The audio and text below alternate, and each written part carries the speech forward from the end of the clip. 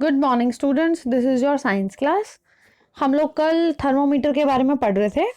चलो activity start करते हैं। एक्टिविटी 4.3। हमने क्या पढ़ा था कल थर्मोमीटर के बारे में कि हमारा नॉर्मल बॉडी टेम्परेचर जो होता है ना ह्यूमंस का, वो कितना होता था? 37 डिग्री सेल्सियस। यही पढ़ा था ना हमने। 37 डिग्री सेल्सियस क्या होता था? नॉर्मल ह्यूमन बॉडी का टेम्परेचर होता है। ठीक है, चलो आगे स्टार्ट करते हैं। एक्टिविटी स्टार्ट करते हैं आगे। Measure the body temperature of some of your friends at least 10।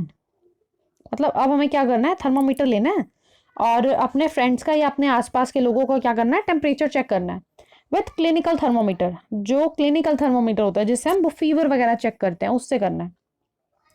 Record your observation as in table 4.2। और अपनी जो जो टेम्परेचर आएगा ना, नोट डाउन करोगे आप, तो उसे 4.2 टेबल में लिख लेना। Is the body temperature of every person is 37 degree Celsius. क्या हर इंसान का, जो आपने टेम्परेचर सबके चेक किए, क्या सबका टेम्परेचर 37 डिग्री सेल्सियस आया? बिल्कुल भी नहीं। सबका टेम्परेचर बिल्कुल सेम 37 तो नहीं आएगा। The temperature of every person में नॉट बी 37। तो ऐसा जरूरी नहीं है कि सबका ही 37 आए, पर हमें तो यही पता है कि 37 नॉर्मल होता है, तो इसका क्या मतलब हुआ? It could be slightly higher और स्लाइटली लोअर। क्या हो सकता है? हल्का सा ज्यादा भी हो सकता है और हमारा टेम्परेचर हल्का सा कम भी हो सकता है। Actually, what we call normal temperature is the average body temperature of a large number of healthy persons. अब ऐसा ज़रूरी नहीं है कि अगर आपका 37 डिग्री सेल्सियस ही टेम्परेचर अगर आपकी बॉडी का है तो आप तभी हेल्दी हो। अगर 38 हो गया या 36 हो गया तो आप बीमार हो, ऐसा नहीं है। ये क्या होता है, जो 37 है कुछ लोगों पे मतलब किया गया और फिर एवरेज निकाली गई और उससे हमें पता लगा कि ज्यादातर लोगों का जो एवरेज आया वो आया 37। मतलब अगर 37 के आसपास अगर आपका टेम्परेचर है तो आप हेल्दी हो, आप नॉर्मल हो, आपका फीवर नहीं है। The clinical thermometer is design to measure the temperature of human body only. अब ये सिर्फ ना ह्यूमन बॉडी का टेम्परेचर ही मेजर कर सकता है। ये जो क्लिनिकल थर्मोमीटर होता है, जो हमारे घरों में भी होता है, ये क्या होता है? ये सिर्फ ह्यूमन बॉडी का टेम्परेचर चेक कर सकता है। The temperature of human body does not go below 35 or above 42.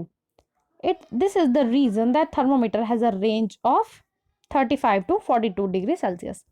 अब हमारा जो बॉडी टेम्परेचर है ना, वो 35 से कम नहीं हो सकता और 42 से ज़्यादा नहीं हो सकता। ऐसा नहीं हो सकता कि 35 से कम हो जाए, मतलब बिल्कुल वो हो जाए, बिल्कुल ठंडे पड़ जाए, ऐसा नहीं होगा। और ऐसा भी नहीं होगा कि 42 से ऊपर हो जाए। 42 से मतलब बहुत ही तेज बुखार, बुखार के मतलब मरने वाले हो गए।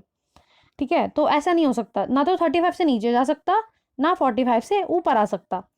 तो जो टेम्परेचर हम चेक करेंगे, जो थर्मोमीटर हम देखते हैं, उसकी रेंज क्या होती है? वो 35 से लेकर 42 तक का ही बताता है।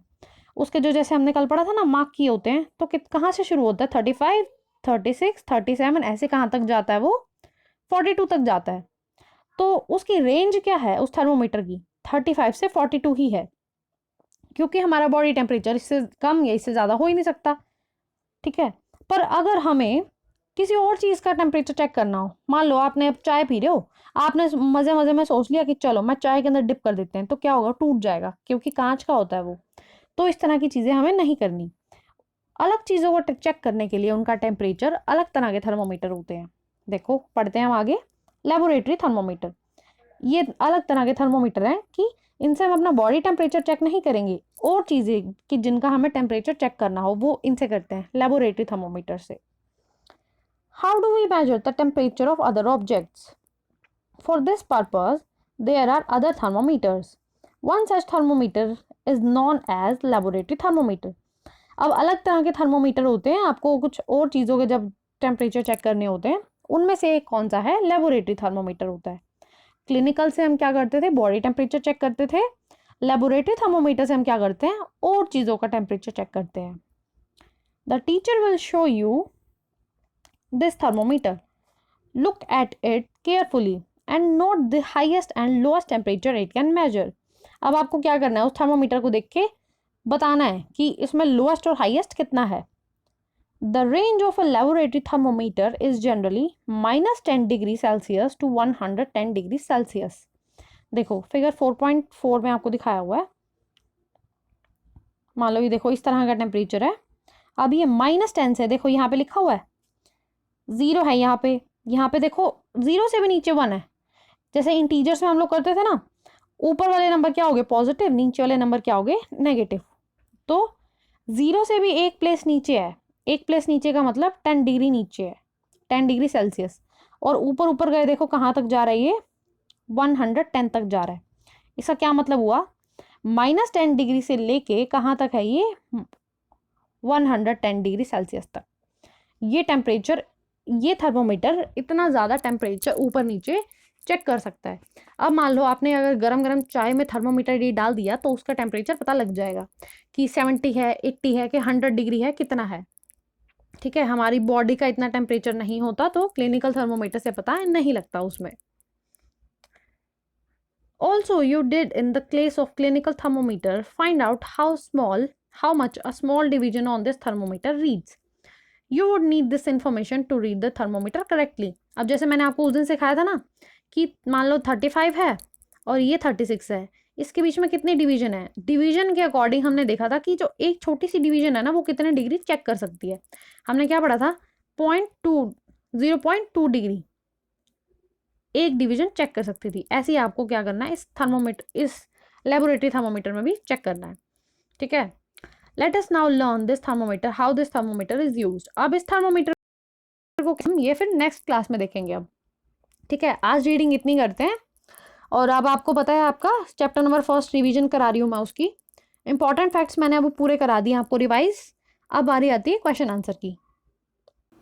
अब क्वेश्चन आंसर की बारी है। अब आपने क्या करना है, 1 to 4 क्वेश्चन आंसर जो हैं आपके टेक्स्ट बुक के उन्हें लर्न करना है। 1 to 4, 1 2 3 4, ये 4 क्वेश्चन आपने क्या करने हैं, लर्न करने हैं।